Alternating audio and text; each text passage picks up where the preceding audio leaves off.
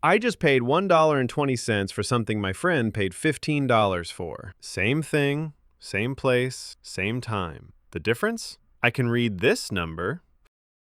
If you can't, you've been funding someone's retirement, probably for years. And I need to tell you something that's going to make you feel sick. Last year, I saved $19,630 by learning 47 words. Not a language, 47 words. But before I show you the list, let me ask you something. Have you ever stood in a foreign country, asked how much, and felt like something was off? Like the price they said was too smooth, too confident? Yeah, that feeling? That's the algorithm activating. See, there's this tax. The locals have cute names for it. Gringo tax, farang price, tourist menu. But I'm going to call it what it actually is, the stupid tax. And before you get defensive, you're not stupid. You just sound stupid to them. And that sound? That's worth about $19,000 a year. Let me show you what I mean. I tracked every transaction I made over 6 months. Every taxi, every meal, every apartment viewing. I built a spreadsheet with 2 columns. English price and local language price. You want to know the average markup? 158%. You are paying 2.5 times more for everything just by opening your mouth in English. But here's where it gets weird. The markup isn't consistent. Sometimes it's 30%, sometimes it's 400%. I couldn't figure out the pattern until I watched myself on video. My friend recorded me negotiating at a market, first in English, then in Spanish, same vendor, 5 minutes apart. When I speak English, I'm apologizing. My voice goes up at the end like I'm asking permission to know the price. I'm smiling too much. The vendor says 500 peso. In Spanish, I walk up, neutral face. ¿Cuánto? He says 200. What just happened there? This isn't about culture. This is economics. Cold. Calculated. When you speak English in a non-English country, you're not just communicating, you're broadcasting. You're sending a signal that says, I have a flight to catch, I have vacation money, and I have zero idea what things actually cost here. Economists call this inelastic demand. You're in the high price segment, but the second you speak even broken local language, even just one word, you create a problem for them. You look like a tourist, but you sound like something else. Maybe an expat. Maybe someone who knows the police. Maybe someone who's been here long enough to know what things cost. That uncertainty? That's the only leverage you have. Because here's what nobody tells you. You're not negotiating for a taco or a taxi ride. You're negotiating your identity. Are you them or are you us? And the answer to that question is worth about $19,000 a year. So how do you cross that line? Let me show you where the real money is. Housing. Google apartments for rent in Mexico City right now. Go ahead. First result, $2,500 a month for a decent place. Now watch this. I type 5 Spanish words into a local website. Same neighborhood, better apartment, $1,250. What's happening here? Are there 2 different markets? Yes, exactly. There are 2 different markets. There's the tourist market, English listings, expat agencies, easy process. And then there's the real market where actual humans live. The filter between these 2 markets? Language. But here's the move that'll blow your mind. You're viewing an apartment. The landlord likes you. Then he says, I need a local guarantor. You don't have one. You're about to walk away. That's when you say, ¿Puedo ofrecer una póliza jurídica?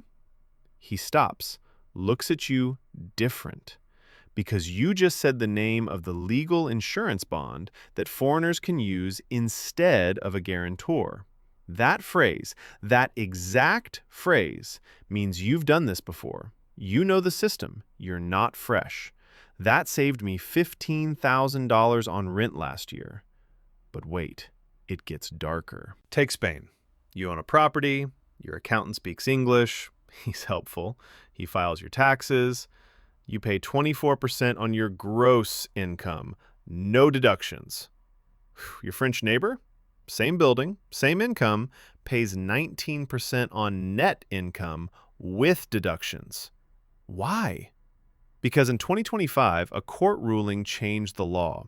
Non-EU residents can now claim deductions, but your English-speaking accountant, he's still filing the old way because it's easier for him.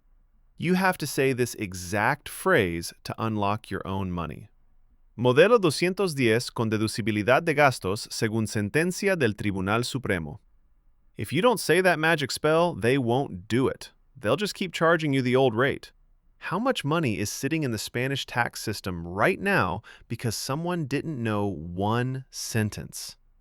I don't know, but I saved $4,000 last year by learning it. Now you're probably thinking, okay, but I'm not moving to Spain or Mexico. I just want to travel without getting ripped off. Fair. Let me give you the daily stuff. You don't need fluency. You need 47 words. Let me break it down. Numbers 1 to 100, that's 30 words. If you can't say a price, you can't negotiate a price. Then you need 3 phrases. Too expensive. Spanish, es un robo. It's a robbery, but say it playfully. Don't think, don't smile, just react. Watch their face.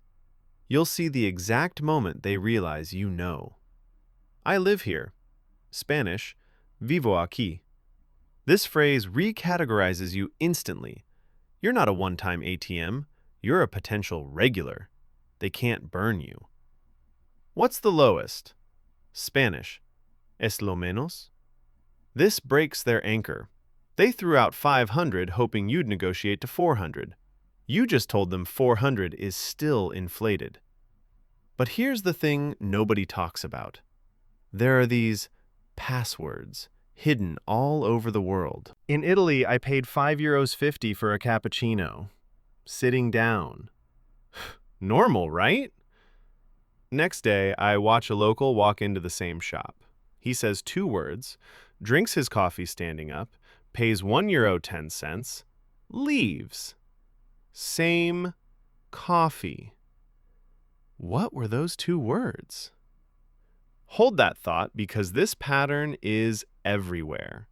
In Japan, you walk up to an izakaya, the staff crosses their arms in an X, full. You leave defeated. But your Japanese friend walks up to the same place 5 minutes later, says 3 words, they bow, they seat him immediately. What did he say? In Thailand, there are 2 signs at the national park entrance. One in English, 500 baht, one in Thai, 40 baht. The Thai sign uses these numbers. If you can read them, you pay $1.20. But if you can't, you pay $15. These aren't scams. These are filters. The world isn't locked. It's filtered. And the filter is, are you willing to try? So what were those magic words? Italy. Al banco. That's it. Coffee at the bar is price regulated by law at €1.10. Coffee at the table? Unregulated. €5.50.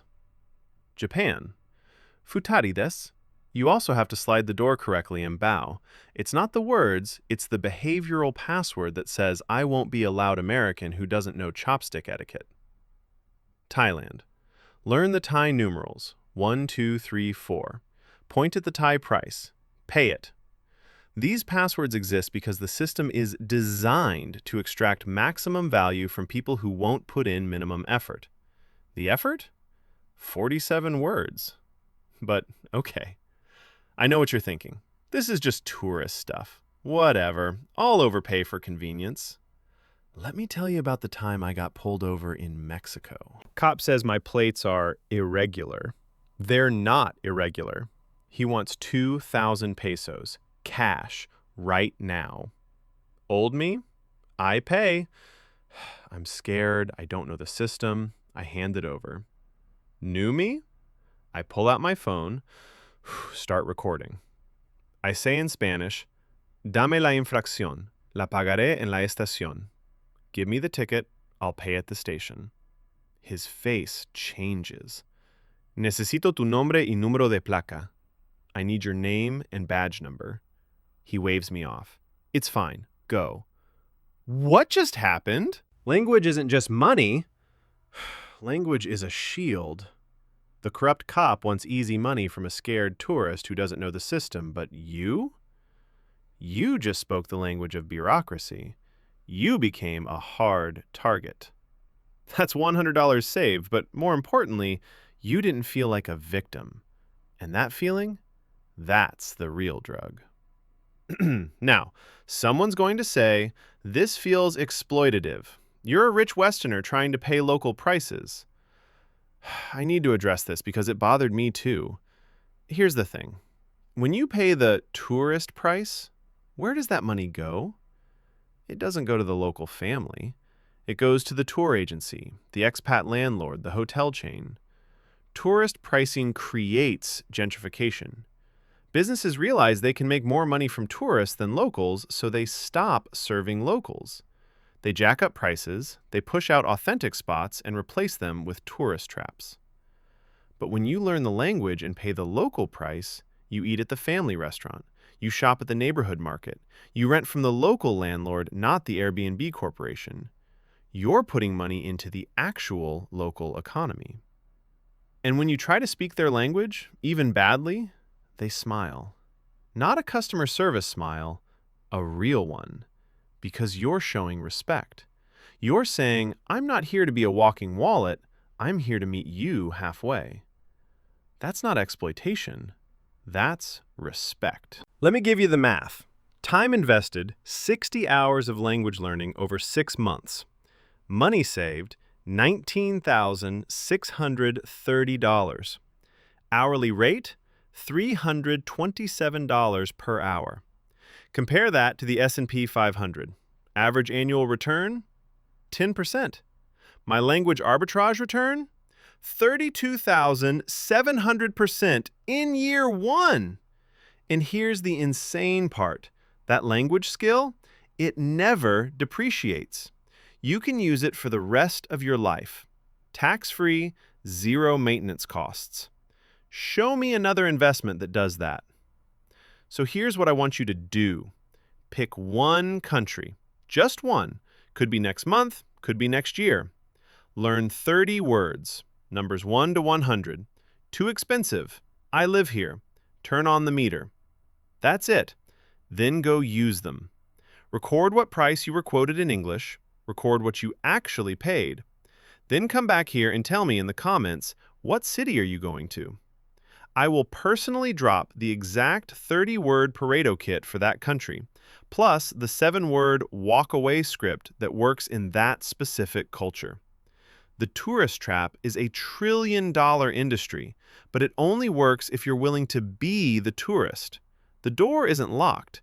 You just have to try the handle. Don't pay the stupid tax. Learn the passwords. Cross the line.